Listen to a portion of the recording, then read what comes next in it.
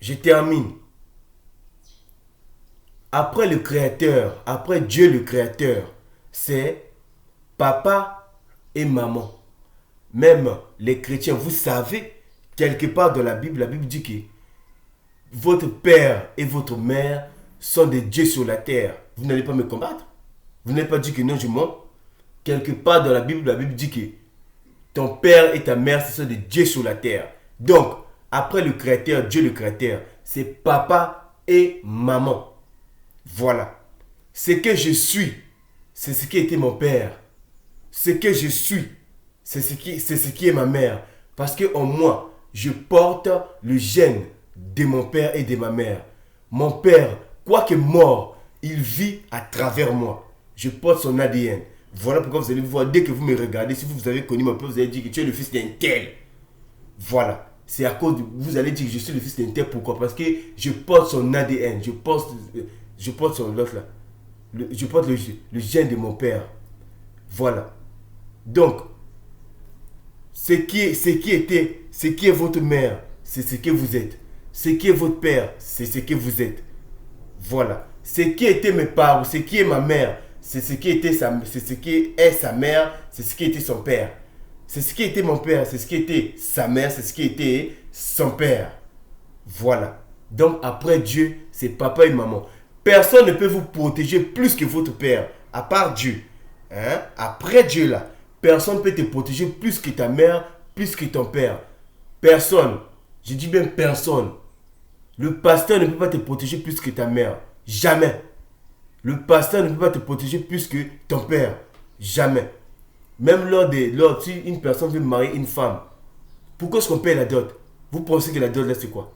C'est le transfert des énergies. L'autorité de votre père, pour vous mes soeurs, l'autorité de votre père, ça va chez votre mari. C'est comme ça. Donc, je dis bien, si ton père dit, je ne veux pas le mariage là, si toi tu te forces à te marier avec la personne là, attends, tu vas voir ce qui va t'arriver. Même Dieu ne va même pas intervenir. J'ai dit bien, Dieu ne va même pas intervenir. Pourquoi? C'est Dieu qui a fait les lois là. Il a fait que sur la terre des vivants là, c'est papa et maman qui sont des dieux. Je ne dis pas qu'on doit adorer papa et maman. Voilà pourquoi je dis, moi je n'adore pas les ancêtres. Lorsqu'on dit, quand je dis que je crois au Dieu de mes ancêtres, ça ne veut pas dire que j'adore les ancêtres. Vous avez mal compris ma démarche. Voilà. On ne doit pas adorer les ancêtres. Et puis, ce n'est pas tout ancêtre qui est ancêtre méritant. On honore les ancêtres. On élève que les ancêtres méritants. Je connais tout ça. Voilà. Donc, ne pensez pas que non, nous, lorsqu'on dit que non, nous, on croit aux ancêtres qu'on adore. On n'adore pas les ancêtres, on adore les dieux des ancêtres. Adorer les dieux des ancêtres, ça ne veut pas dire adorer les ancêtres. Oh, et puis vous dites que vous êtes sage. N'importe quoi. La sagesse a foutu le camp. Je dis ça, la sagesse, elle a foutu le camp chez vous. Elle a foutu le camp.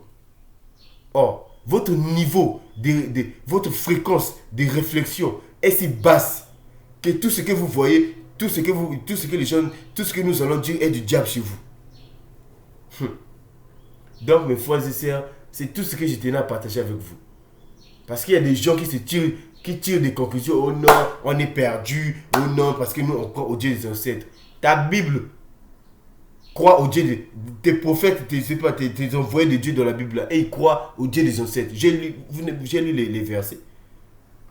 Voilà. Donc, merci beaucoup. Que le Créateur, le Dieu Tout-Puissant, vous bénisse abondamment.